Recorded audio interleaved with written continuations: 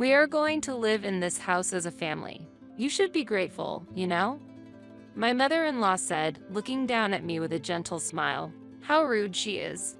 She said that despite the fact that my mother had passed away from illness not long ago, it was certainly unpleasant to hear my mother-in-law, with whom I had no connection, cheerfully talk about renovating the house. She came suddenly, even though the funeral hadn't taken place yet, without offering a single word of condolence. Instead, there she was, talking happily about living with her son, ignoring me as I was consumed by tears. It seems to her the family only includes her son, and I am like an outsider. She waved her hand at me as if she was shooing away a pest. I'm saying we'll live as a family. Did you think a daughter-in-law with no blood relation would be treated as family? My name is Tracy, and I'm 30 years old. I have an older brother I respect, who is 5 years older than me. We've always been very close, and he has always been there to help me on anything. When I was having trouble with friends in elementary school, he would go directly to them and ask them to be kind to me for my sake. He might be a bit overprotective, but he's a reliable brother who cares deeply for his sister. During my rebellious phase in middle and high school, he often confronted our parents strongly, but he always treated me warmly. He was always there to support me when I was in trouble, a person I could rely on. Don't worry about what others think. I support you, Tracy, he would say, and I used to be envious of his attitude. He also said, when our father passed away from cancer during my university years, I was truly grateful to my teachers and parents. They were the ones who always thought of me and scolded me as he reflected on his past, which was surprising to hear from my once mischievous brother. It was rare to hear him talk about the past, and it made me want to become a respected figure like his teachers and our parents. This experience nurtured in me a desire to support children in their growth and those facing difficulties, leading me to choose a career in teaching. While everyone around me was busy job hunting, I focused solely on preparing for the teacher recruitment exams. I still remember the surprised look on my brother's face when I passed the exam and told him and our mother, "Congratulations. I never thought you would become a teacher, Tracy. Good luck," he said, supporting me. Despite landing my dream job in teaching, reality was not as sweet as I had expected. I was busy every day with lesson preparations and student guidance, with late work becoming the norm. As remote work became more widespread, those in the teaching profession had no such option, forcing me to commute on crowded trains every morning. Weekends and holidays often required attendance for club activities. Additionally, living independently and managing a household as an adult made me acutely aware of the difficulties of domestic tasks. I remember struggling both physically and mentally in my first year as a working adult. Yet, I felt fulfilled in my role as an educator. As I became more accustomed to my teaching life, I started noticing odd behaviors and words from my mother. Conversations over the phone became difficult, and she would quickly forget things we had just talked about. Concerned, I visited my family home and was shocked to see garbage scattered everywhere. My normally tidy mother was confused about why things had gotten to that point, saying she had forgotten to take out the trash or that she had already cleaned up. Sharing the situation with my brother, we decided to go to the hospital together, where the diagnosis was unexpected. Our mother was diagnosed with dementia. Though it was early-stage mild cognitive impairment, her communication with other people had decreased since our father's passing, and her condition had gradually become more apparent. This situation increased my interactions with my brother and naturally led to more frequent visits to our family home. During these visits, my brother and I often discussed the future. Amidst my busy life, a friend introduced me to Steve when I was too overwhelmed with work and household management to find any personal enjoyment. My friend, insisting I needed time to relax, invited me out for drinks, where I met Steve. He worked for a foreign company and was deeply interested in the international aspect of my job as a French teacher. He was sincere and always prioritized me. The time spent with Steve was a happy moment in my busy days. Just having a meal together for a short while made all the fatigue disappear. I was drawn to him, and after dating for 2 years, on a day that wasn't special, he reserved a private room in a restaurant in New York City for us. Unexpectedly, he gave me a ring and proposed, saying, "I want to make you happy, Tracy. I want to marry you," but I couldn't answer right away.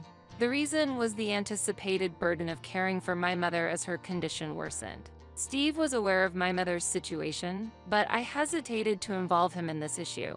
Nonetheless, he encouraged me, saying, "If you're worried about your mother's situation, don't be. I want to support her together with you." I remember barely being able to say yes through my tears. When I decided to marry Steve at 27, we discussed it in advance and also consulted with my brother about my mother's future. As a result, we decided to build a duplex house where we could live together with my mother, using our marriage as the opportunity. From then on, I started receiving more frequent contacts from my mother-in-law. Before the marriage, my interaction with her was limited to greetings and face-to-face meetings. Initially, I felt her interest was minimal, but I sensed a reason behind her frequent recent contacts. Eventually, it became clear that the main content of these contacts was about the new house we plan to build. "I heard you're building a new house. What's the floor plan like? I'm curious about my son's new home. Can I see it?" As soon as we started talking, she made countless suggestions about the house's design, such as, the kitchen would be better if it were larger, the staircase would be more suitable here, not there. Why not make the room next to the living room a guest room? Floor heating is a must since this area gets quite cold in the winter. I was uncomfortable with my mother-in-law, who wasn't going to live with us, meddling, but Steve stepped in to mediate to avoid conflict. Despite this, my mother-in-law persistently contacted me directly. Suspecting some ulterior motive, I discussed it with Steve. "Your mother's behavior feels like she plans to live there herself. I'm worried she might be plotting something. Even if you talk to her, she contacts me directly, and I don't know how to respond. Yeah, there must be some reason for that. Don't worry, I'll handle it from now on. You can ignore all contacts from my mom. But won't she feel bad about that? It's fine. She's acting out of line. I'll talk to her. However, given her nature, she might try to contact you again. In that case, it's okay to avoid her call and ignore it." With Steve's support, I avoided further contact with my mother-in-law. The house design was finalized, and construction on the new home began. We planned to move into the new house in 6 months, and packing was going smoothly when the contacts with my mother-in-law had almost ceased. Steve informed his mother of the completion date of the new house, but she didn't seem to react much. Half a year passed, and the new house was completed. The first floor was arranged with a living room, kitchen, and a spacious room for my mother, while the second floor was our couple's space with individual rooms. However, by the time the new house was completed, my mother's health had begun to decline. During the day, when we were at work, my mother spent a lot of time alone, and I often came home to find the house in disarray. The doctor had warned that limiting her activities could lead to a rapid progression of her symptoms, so we had her do small tasks during the day. Yet, actions that had been easy for her became increasingly difficult. While she retained her cooking ability, she often left pans on the stove after use. She would forget to add detergent when using the washing machine or add too much, resulting in excessive foam. Despite having the newspaper right beside her, she would complain, "The newspaper didn't come today," until the evening. The challenges posed by my mother's condition were countless, and my brother and I decided to use daycare services during the day. At first, my mother was confused by the unfamiliar environment, but having companions during the day gradually made her smile more. When she came home, she would talk about making paper crafts or participating in events at the children's center. My mother gradually adapted to this new routine, and her condition seemed to temporarily stabilize, but it didn't last long. Just 2 years later, my mother seemed to have caught an off-season cold, but ultimately, she passed away from pneumonia. Just maintaining daily life seemed to deplete her strength, and she couldn't eat properly due to a lack of appetite, leading to a weakened immune system. I couldn't stop crying and couldn't recover from the sudden event. Yet, Administrative tasks such as contacting the city hall, notifying relatives, and arranging funeral services piled up and waited for no one. As I began to prepare for the funeral, my mother-in-law arrived with a lot of luggage. Seeing her ready to stay over, I was grateful she came to help with the funeral preparations and welcomed her, saying, "Thank you so much for coming during this busy time.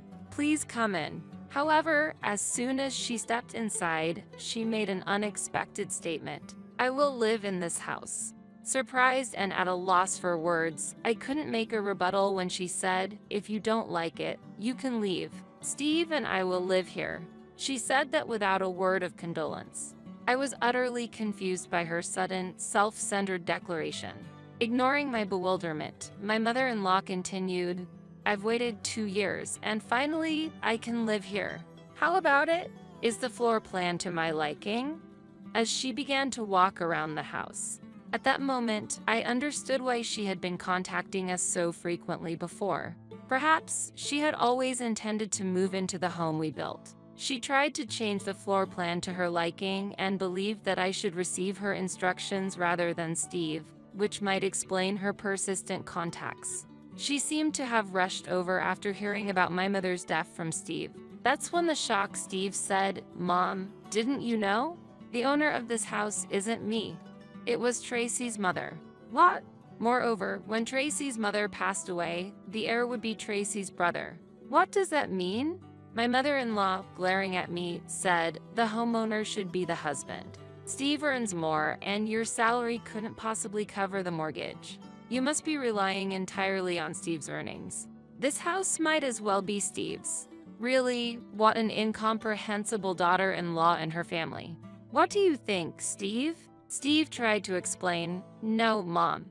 Listen, it's okay, Steve. Let me explain," I interjected. My mother-in-law turned her sharp gaze from Steve to me and challenged, "What are you trying to say?" "The mortgage is being paid by my brother and me. I cover the payments with my income, and I have never taken money from Steve. Is that true, Steve?" "Yes, it's true." I continued, "When we built this house, we decided it would eventually go to my brother. Now that my mother has passed away, the home will be for my brother, his wife, and her parents to live in," I explained calmly. My mother-in-law was stunned and speechless, but unable to accept the arrangement. She said, "I can't accept that. After living with and caring for your parents, it's natural that it would be my turn next. I've been waiting for this day. This is too unreasonable. You know, I have a lawyer acquaintance. I'll talk to him and proceed with renouncing the inheritance." Of course, we had no intention of doing so, but my mother-in-law was clearly agitated. "My brother will be arriving soon, so let's discuss this again when he's here. I will express my opinion directly to your brother and ask for his renunciation. I'm the type to speak my mind, so my position won't change even when your brother arrives." After this statement, my mother-in-law waited in the living room until my brother arrived. Steve, while confused, repeatedly apologized to me. "Don't worry. It seems she won't be convinced by just my word, so let's talk again with my mother when my brother arrives." Meanwhile, my mother-in-law was on the phone with a lawyer she knew, moving forward with the discussion on renouncing the inheritance. Regarding the renunciation of inheritance, yes, I believe the person in question will agree. Yes, please prepare the necessary documents if there's progress. My mother-in-law spoke politely on the phone. About an hour later, the sound of a car parking outside was heard. My brother had arrived. "Mother, my brother has arrived." As I called out to her, she stood up eagerly, saying, "I will have this house transferred to Steve. Then I can live here," and proceeded to the living room. At that moment, the living room door opened, and my brother appeared. My mother-in-law, about to shout something, took a deep breath and opened her mouth wide. But as she opened her mouth, no sound came out, and she looked surprised, losing her strength and sitting down heavily.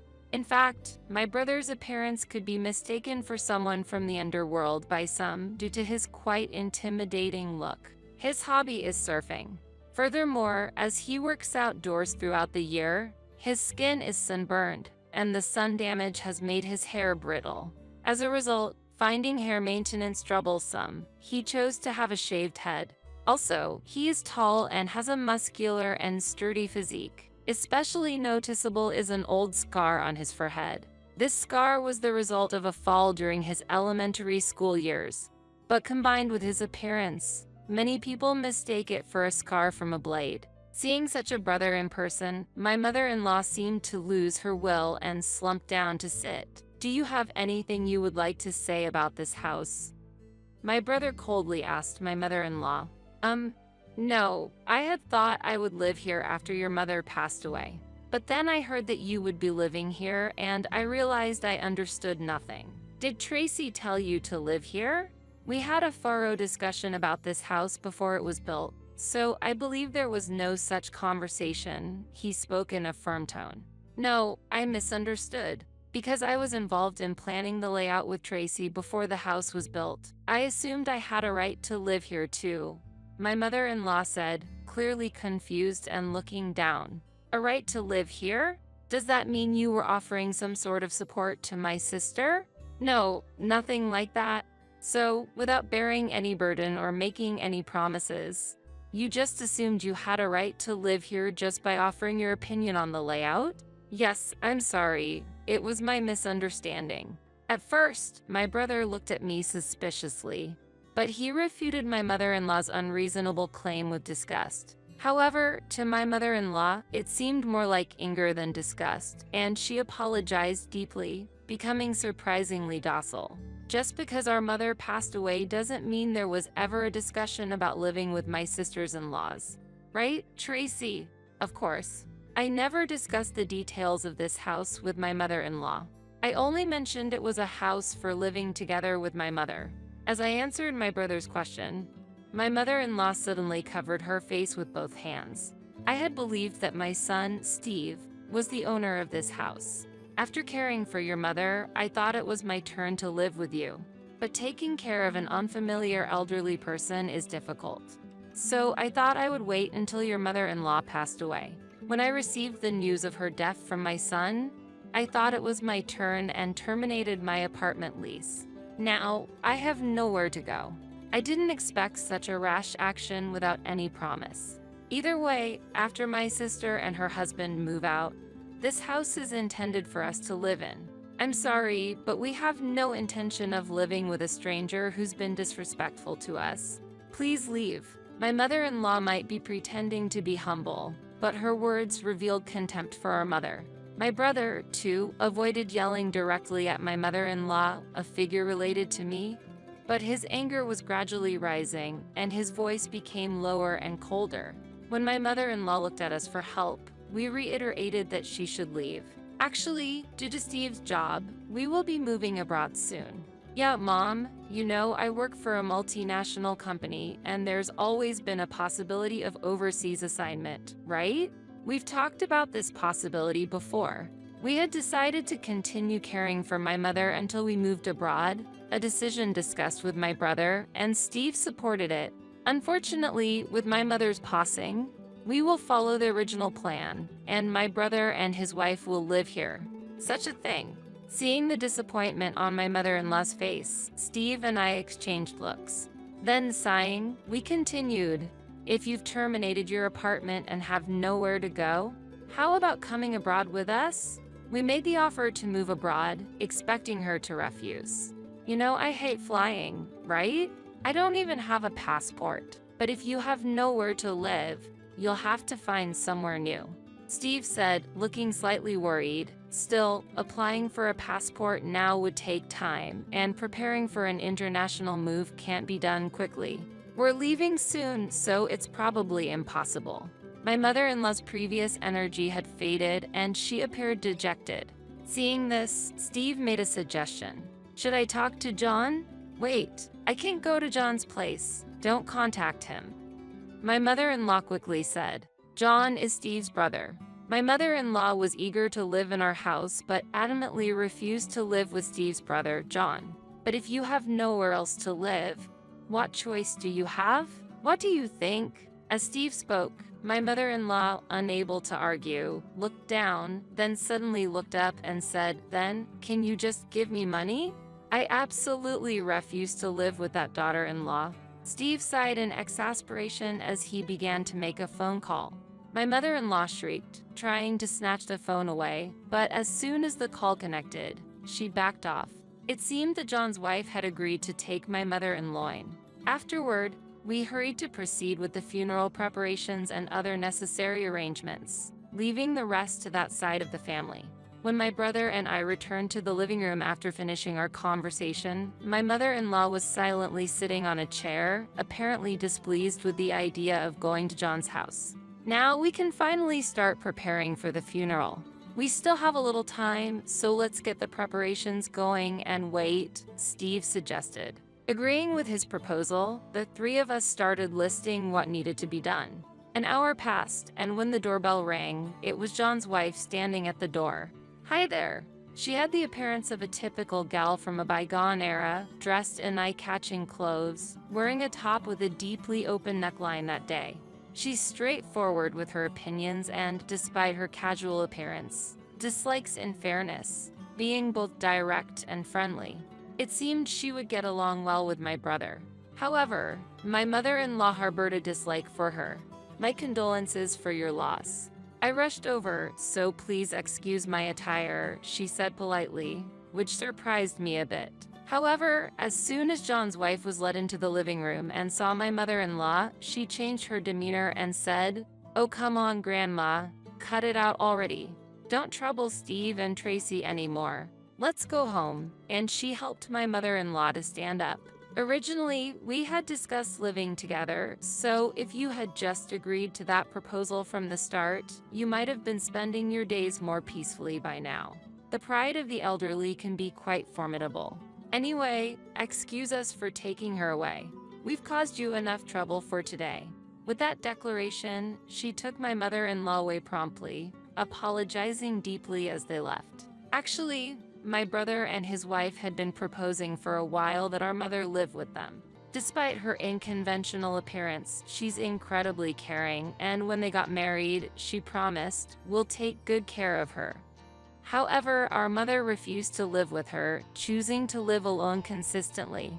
"She's really got a unique personality," Steve said, reflecting on this with a bittersweet smile. "There's goodness at her core, and my brother is also reliable.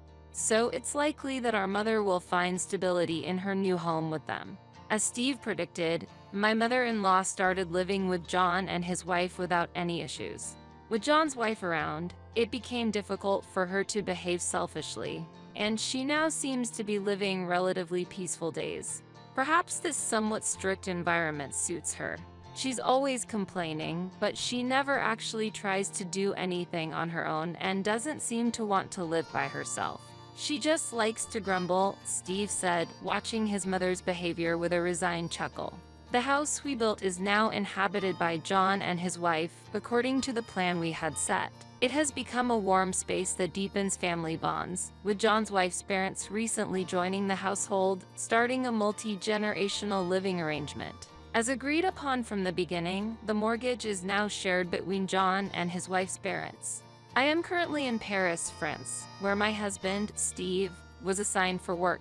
Initially, there was some apprehension about living in an unfamiliar land. Fortunately, my proficiency in French proved to be a blessing, allowing me to quickly adapt and integrate into the local community. Leveraging my experience as a French teacher in the US, I've taken up teaching English in France.